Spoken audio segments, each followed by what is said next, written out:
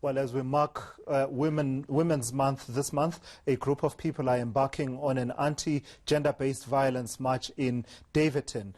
Cabinet has now approved 3 pieces of legislation to fight GBV, aiming to tighten bail and parole conditions and to increase minimum sentences. Let's take you live now to eNCA's Graeme Raubenheimer, who is following that story and following that march. And Graeme, what in essence is that march all about, and where are they going to present their memorandum of demands? A very good afternoon to you, Tula Sizwe. Thanks so much. And we just saw a sizable demonstration, a march led by the Umkhonto weSizwe Military Veterans Association through the streets of Davidton. And we know that Davidton has its fair share of gender-based violence cases over the years.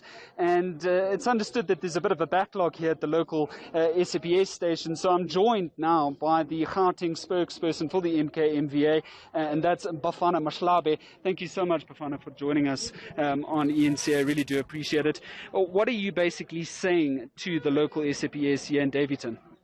Basically, this message is intended for the whole country, even though the focus for today is for Davidton Police Station. We are saying the president of the country has also alluded to 2 types of pandemics that we have. That is the gender-based violence and the coronavirus. So what we are saying is that as the structure of MKMVA, we need the police to expedite the cases of gender-based violence and to take them seriously, because in this particular area, there are a number of outstanding cases that have not been attended to.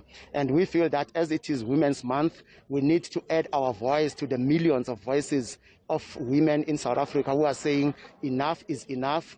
We need to protect them. We need to love them. We need to take care of them. Now, as a society, we need to bring back the values of a family, values of Ubuntu, so that we can protect one another and build the nation that we want. Well, what are some of the other specific demands? I understand that this police station doesn't have a specific unit to deal with gender-based violence. Is that something that you're calling for? Yes. Basically, we are saying there must be a specialized unit that deals specifically with gender-based violence, and those people must be capacitated in terms of training so that they are sensitive to the issues of gender-based violence. Above all, they also need to put in a senior officer who will head such a unit so that all the cases that are brought before the police are actually dealt with accordingly. And they must also have a liaising formation with the structures locally. That is the community police forum, that is the clergy, all the civic organizations that are here in the community. And that should be the practice throughout, so that there is that continuous feedback in terms of the cases. Because as we have read the memorandum earlier, there are about 5 cases of people who died, and those cases, 3 of them, it's missing missing dockets, others, it's no progress on the case, and so on and so forth. And we feel that this is a general practice around the country. Now we are pleading on the government that they should actually take this matter seriously, because indeed it is a serious pandemic.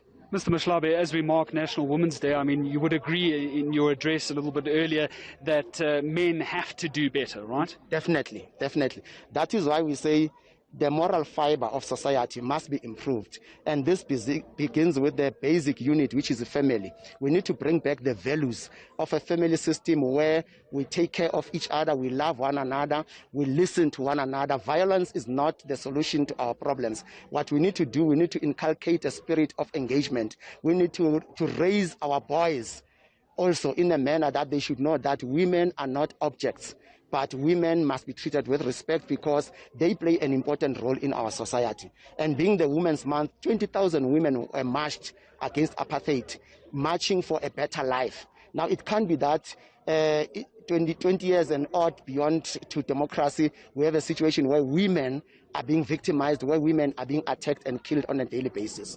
A final one from us. Would you agree that the ANC has to do a lot better in the fight against the scourge of gender-based violence? Definitely. The ANC, as a leader of society, it must lead the fight against gender-based violence. And we don't lead the fight by only talking. We must lead the fight by activism. This is what we are doing as MKMVA here in Ekurhuleni and in Gauteng, that we are going to do these programs throughout Ekurhuleni, throughout Gauteng, so that we add our voice and we bring awareness to our people to say enough is enough. Our women can't live under this situation. If you read the stats, you will realize that South Africa in the world it's up there in terms of the gender-based violence and in terms of murder. So we need to reduce that. We need to change that picture because we believe that we are a society that cares. Perfect. That's Bafana Mashlabe. He's the regional chairperson as well as the spokesperson for the MK-MVA here in Gauteng. And you heard it from them. Men have to do better. The ANC has to do better as we mark National Women's Day. The scourge of gender-based violence in this country certainly has to stop. Back to you, Tula Sizwe. All right, thank you for that. That's Graeme Raubenheimer live for us from Davidton there, speaking to that leader of the MK-MVA about issues to do with violence against women in this society.